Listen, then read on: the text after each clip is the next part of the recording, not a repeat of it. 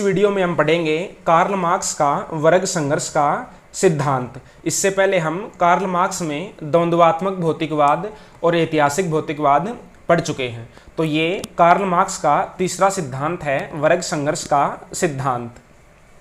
इसमें हम सबसे पहले इसकी भूमिका पढ़ेंगे, उसके बाद में ये देखेंगे कि वर्ग का क्या अर्थ होता है, उसके बाद में वर्ग संघर्ष का सिद्धांत, और सबसे लास्ट में पढ़ेंगे इसके वर्ग सिद्धांत की आलोचना।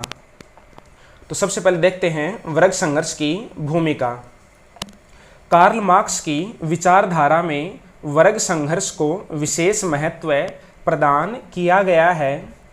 साम्यवादी घोषणा पत्र में कहा गया है कि अब तक के समस्त सामाजिक जीवन का इतिहास वर्ग संघर्ष का इतिहास रहा है।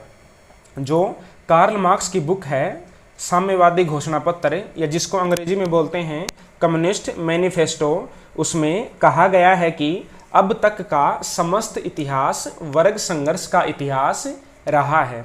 यानी कि समाज की प्रत्येक अवस्था में दो वर्गों के मध्य संघर्ष होता रहता है और पूरे इतिहास में यही चला आ रहा है। यानी कि जो वर्ग संघर्ष है वह इतिहास का मूल तत्व है। अब देखते हैं वर्ग का क्या अर्थ होता है। वर्ग व्यक्तियों के उस समूह को कहते हैं जो उत्पादन की किसी विशेष क्रिया से संबंधित हो और जिनके साधारण हित एक जैसे हों। तो वर्ग क्या होता है? वर्ग व्यक्तियों का वह समूह होता है जो उत्पादन की किसी एक विशेष क्रिया से जुड़ा होता है। अब आगे देखते हैं, मार्क्स का वर्ग संघर्ष का सिद्धांत समाज में दो परस्पर विरोधी वर्गों को मानकर चलता है जिनके हित एक दूसरे के विरोधी होते हैं। इन दोनों वर्गों में सदैव संघर्ष चलता रहता है। तो मार्क्स क्या मानता है कि समाज में परस्पर दो विरोधी वर्ग पाए जाते हैं और इन दो वर्गों के हित एक दूसरे के विरोधी होते हैं, इसलिए इन दोनों वर्गों में हमेशा संघर्ष चलता रहता है। जिस वर्ग का उत्पादन के साधनों पर स्वामित्व होता है उसे पूंजीपति वर्ग कहते हैं, और जो वर्ग घोर परिश्रम करके जीता है और पूंजीपति वर्ग पर निर्भर रहता है उसे श्रमिक वर्ग या सर्वहारा वर्ग कहते हैं। तो देखो, समाज में दो वर्ग होते हैं हमेशा, एक होता है शोषक वर्ग और दूसरा होता है शोषित वर्ग।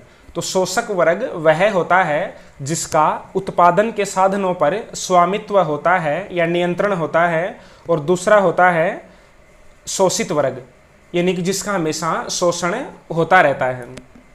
तो जो वर्तमान पूंजीवादी व्यवस्था है उसमें जिस वर्ग का उत्पादन के साधनों पर स्वामित्व है वह कौन सा वर्ग है? पूंजीपति वर्ग है। और जो वर्ग पूंजीपति वर्ग के यहाँ कार्य करके परिश्रम करके अपने जीवन का गुजारा करता है वह कौन सा वर्ग है? श्रमिक वर्ग या सर्वहारा वर्ग। अब आगे देखते हैं वर्ग संघर्ष का सिद्धांत। पूंजीपति उत्पादन के साधनों पर स्वामित्व रखकर अपना जीवन निर्वाह करता है और श्रमिक वर्ग अपना श्रम बेचकर, यानी कि जो पूंजीपति वर्ग होता है वह अपनी जिंदगी का गुजारा कैसे करता है? उत्पादन के साधनों पर स्वामित्व रखकर करता है, और जो श्रमिक वर्ग होता है वह अपना श्रम बेच करके अपने जीवन का गुजारा करता है। पूंजीपति तथा श्रमिक के हित एक दूसरे के विरोधी होते हैं। अब देखते हैं कि विरोधी क्यों होते हैं। पूंजीपति अधिक से अधिक मुनाफा कमाना चाहता है, इस कारण वह मजदूरों को कम से कम मजदूरी देना चाहता है। दूसरी ओर मजदूर अधिक से अधिक मजदूरी लेना चाहता है। अतः हितों के इस विरोध के कारण दोनों में संघर्ष प्रारंभ हो जाता है। यह वर्ग संघर्ष हमेशा से चला आ रहा है। इनकी जो पूंजीपति वर्ग है और श्रमिक वर्ग है, उन दोनों के हितों में विरोध क्यों पाया जाता है? क्योंकि पूंजीपति मजदूरों को कम से कम मजदूरी देना चाहता है, जबकि मजदूर पूंजीपति से अधिक मजदूरी लेना चाहता है। तो इस कारण दोनों वर्गों में संघर्ष चलता रहता है और यह संघर्ष हमेशा से चला आ रहा है। जब हमने मार्क्स का ऐतिहासिक भौतिकवाद पढ़ा था तो उसमें हमने इतिहास की 6 अवस्थाएं पढ़ी थी। तो जो ये 6 अवस्थाएं हैं, इनमें किसी न किसी प्रकार का संघर्ष हमेशा चलता रहता है और वही संघर्ष अब वर्तमान में पूंजीवादी व्यवस्था में भी चल रहा है। वर्ग संघर्ष की अपनी इसी धारणा पर कार्ल मार्क्स पूंजीवाद के अंत की अवश्य संभावना व्यक्त करता है। यानी कि मार्क्स कहता है कि वर्ग संघर्ष के द्वारा एक दिन पूंजीवाद की समाप्ति अवश्य हो जाएगी। उसके अनुसार पूंजीवादी व्यवस्था में ही स्वयं अपने विनाश के बीज निहित हैं। पूंजीपति अधिक उत्पादन में विश्वास करते हैं, जिसके कारण थोड़े से व्यक्तियों के हाथों में धन एकत्रित हो जाता है। इससे पूंजीपतियों की संख्या में निरंतर कमी और श्रमिकों की संख्या में निरंतर वृद्धि होती रहती है। तो मार्क्स क्या कहता है कि जो पूंजीवाद है वह स्वयं ही अपना अंत कर लेगा, क्योंकि पूंजीवाद के अंतर्गत पूंजीपतियों की संख्या कम होती जाती है और श्रमिकों की संख्या बढ़ती जाती है।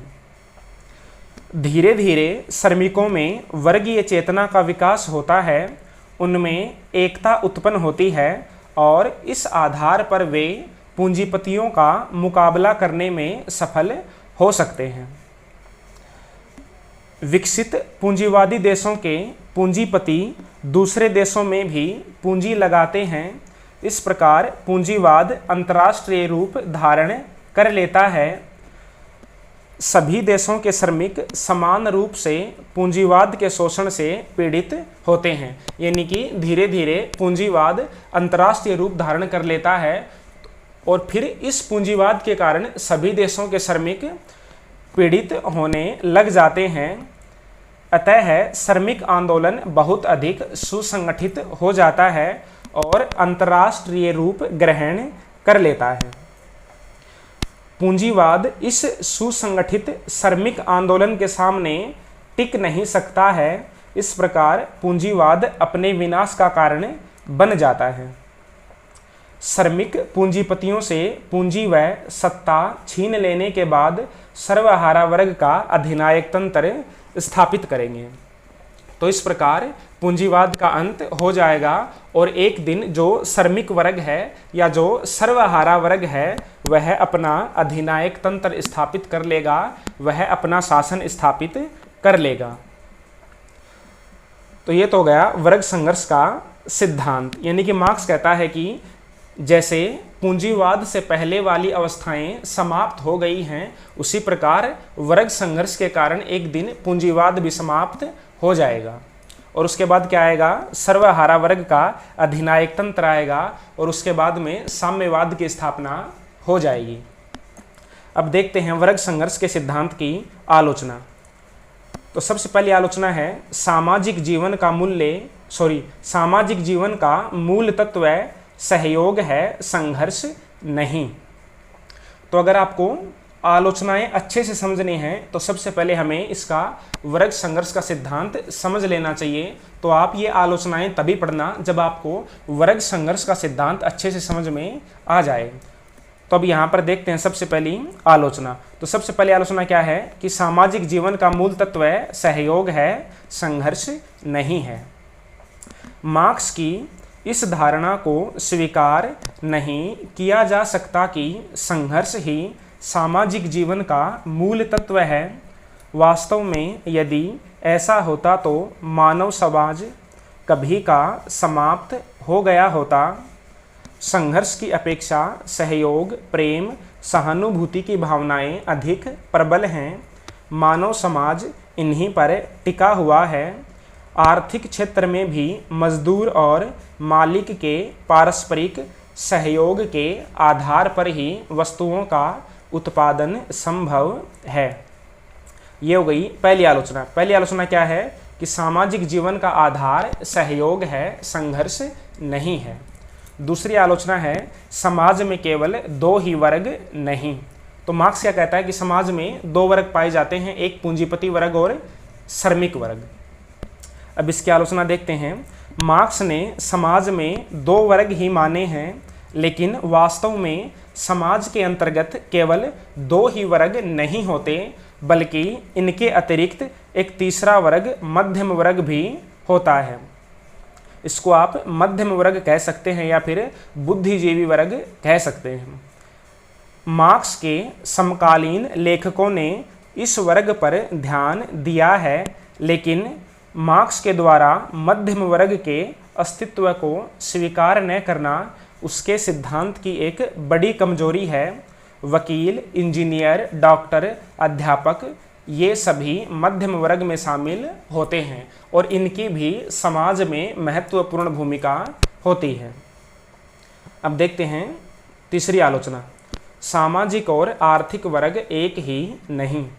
मार्क्स की एक मूल त्रुटि यह है कि उसने सामाजिक और आर्थिक वर्गों को एक मान लिया है। समाजशास्त्रियों का कहना है कि वर्गों को केवल आर्थिक आधार पर बांटना गलत है।